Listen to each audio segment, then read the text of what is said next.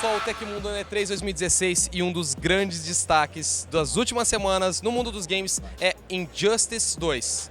E a gente está aqui agora para conversar com Ed Boon, um dos criadores, diretores e realmente um dos maiores representantes da franquia Mortal Kombat e da NetherRealm, que é o estúdio responsável pelo jogo, pelo Injustice 1 e pelo novo também, para conversar com ele sobre o game. So first of all, Ed, thanks a lot for talking with us. And Injustice 2 has been revealed. It's blowing everybody's mind. What can you talk a little bit about the mechanics of the game and what it differs from the previous title, Injustice 1? Well, as far as the fighting mechanics, you know, it's based off the Injustice engine, but we've added some enhanced features. You know, you can use your meter when you dash to roll out of the dash or something like that, basically canceling the dash. And you can also get out of a combo when you're being juggled in the air. Those are layers. But the biggest feature that we've added is probably the gear system that's kind of really changes everything up completely as far as what fighting games are. The gear system, which now lets players customize their own characters. Yes. How will that work? Well, every character in the game has thousands of boots, utility belts, you know. Thousands? Yeah, thousands, easily thousands. And they all power up your character. So you're constantly getting drops of new gear, and you're constantly upgrading your character, making them a little bit better, until you've kind of sculpted your perfect version of Batman, your version of Aquaman, your version of Superman. So when you get online and you're playing against other people, your Batman's going to look and play differently than the other Batmans. You're going to focus more on, you know, whether you want to focus more on defense or offense or some other aspect of the game. You can unlock special moves, and so you're really kind of crafting your own version. The personalization like that is what really sets Injustice apart. Does that mean that I can unlock items and make my characters of, I can have Batmans of different periods in the DC universe? Yes, there's obviously parts that will have different, like, you know, different Batman symbols and stuff like that, but sometimes if you take combinations of parts, that'll unlock an entire costume for the character. You know, you might have Gaslight Batman or Red Sun Superman, or, you know, all of these kind of classic costumes for these characters can be unlocked with combinations of gear. The first Injustice was not only a game in terms of history.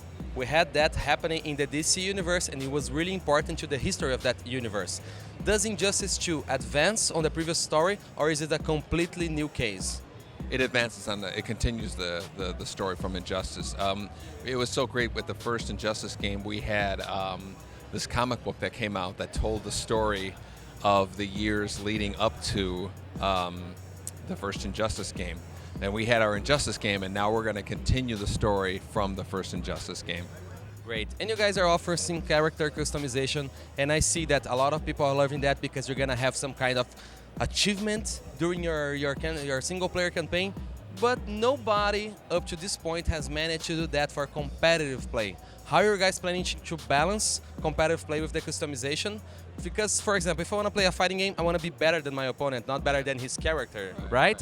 How would that work for competitive play? Are you guys planning to disable that? We are definitely going to have some kind of like a tournament mode or some kind of gameplay mode that levels out the playing field, that will everybody will play on an even keel. That's the only way to play a tournament game. I think it'd be crazy to make people just you know, a level 20 Batman fight against a level 2 Aquaman or something like that. You know, we're while we want players to level up their characters and have fun, tournaments are a different story. Those you really need the even play field. So online, I can choose between two modes. I can play with my customized character, but I can also play in a tournament mode where everyone is with the same characters. Absolutely. Okay. And now, let's work our imagination here. Okay. In the story of fighting games, we have seen great crossovers. So let's think big here. What would be NetherRealm vision for something like DC versus Marvel in the NetherRealm vision? What would it be?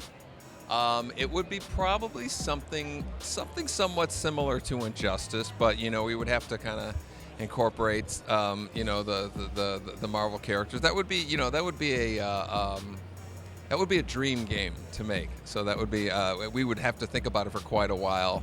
But I would imagine it would be somewhat like Injustice, where it's over the top. Over the top, because you guys are having great cinematic experience. That that is really a core mechanic of the game. Sometimes you see amazing destruction. Does that change from character to character and character to stage? Obviously, every character has their big super moves, which is their own, that is custom for that character, and the stage transitions are all the same for the characters, how they travel from one arena to the next.